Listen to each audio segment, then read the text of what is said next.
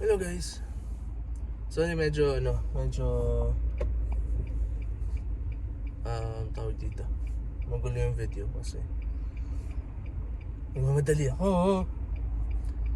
For today's video, we are going to do multiple things.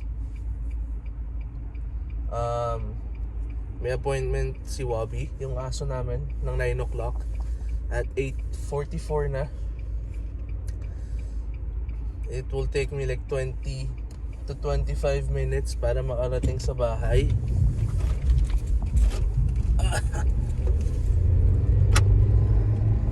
Kaya nagmamadali ako. Tapos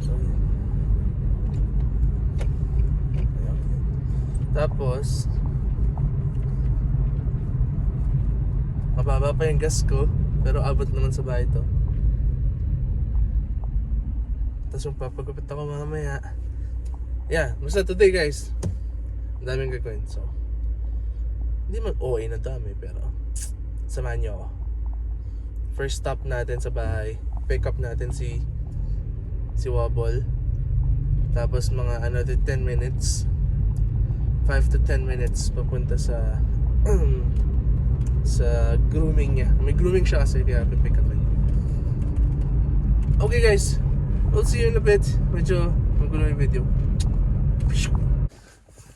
Okay guys,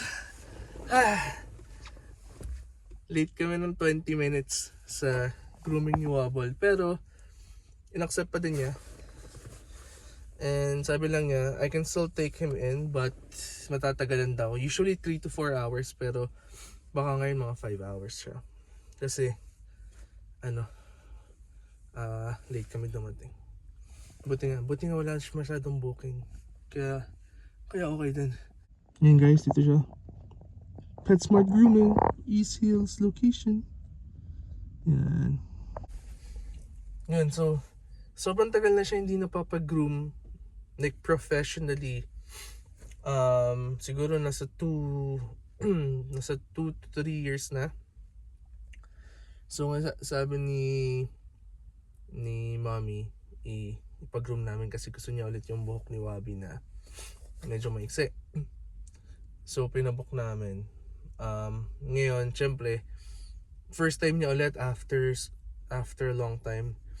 So talagang kabado siya. At saka sinabihan ko din na ingatan yung sa may neck area. Sabi ko wag lagyan ng leash sa neck.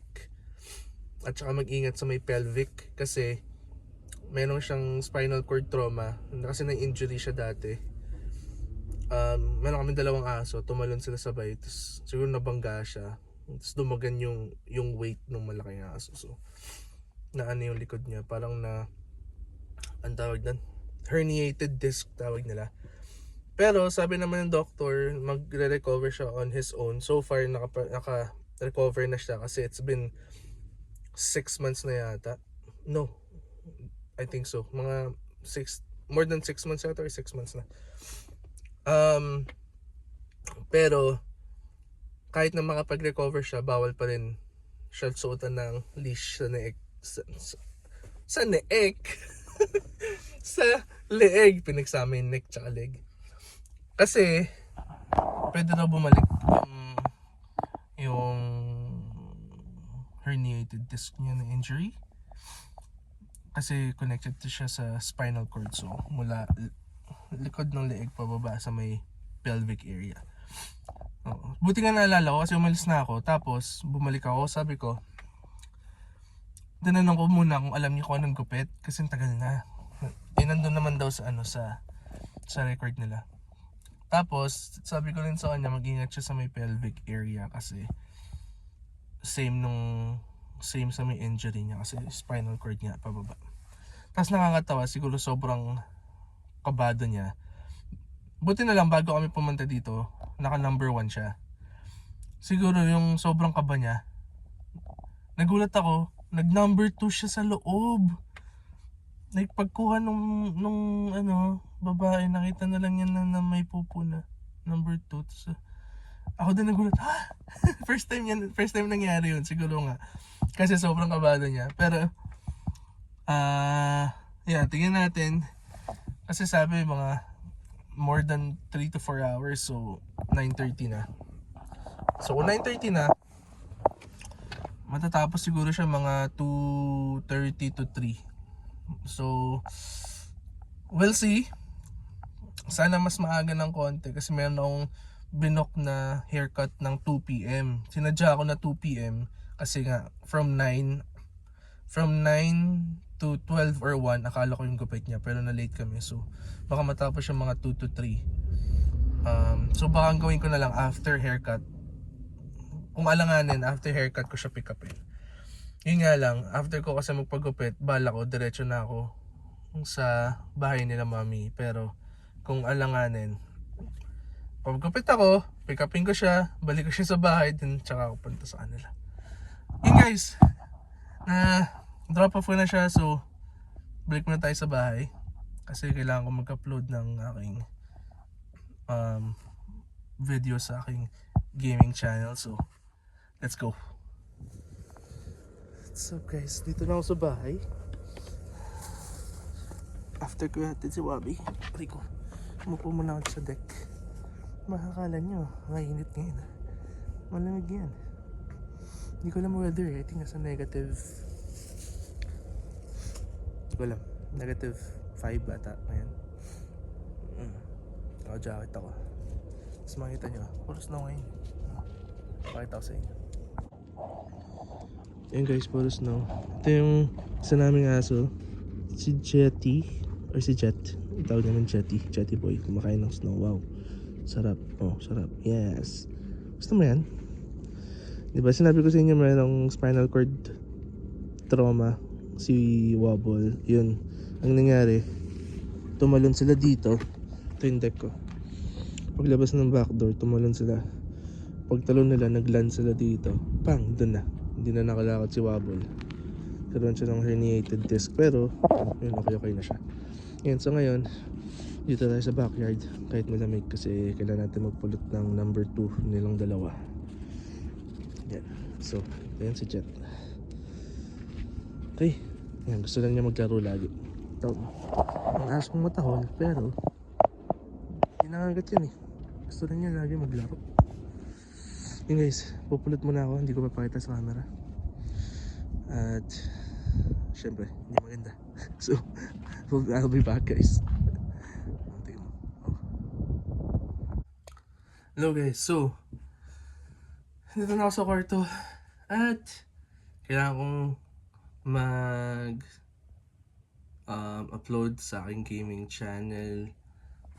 Hindi na ako wala na akong upload since December,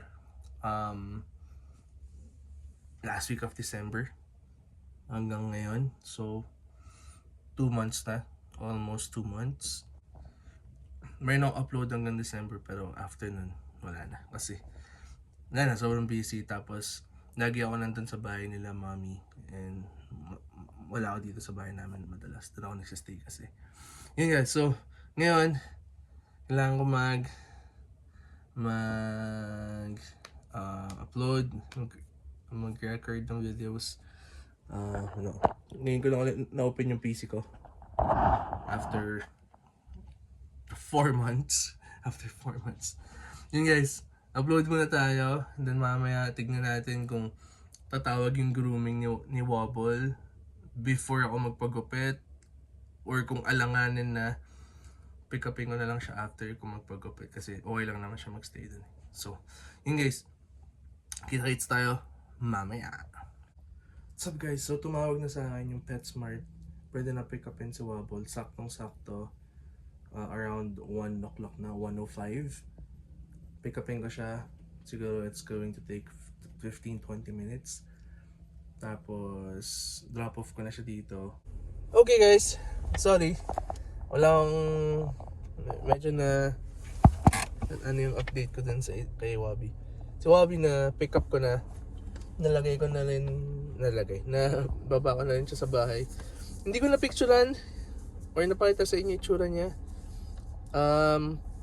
Hindi ko alam ba't ganun yung gupit. Bakit parang hindi siya yung iksi na gusto namin. Parang tinrim lang siya. Pero sinabi naman nung groomer na tama yung sinabi niyang naggupit nung bago ako umalis kasi kinonfirm ko. Hindi ko lang sure ano nangyari. Baka may notes sila sa system nila.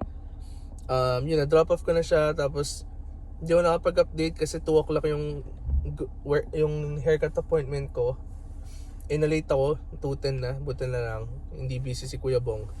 So, okay lang sa kanya.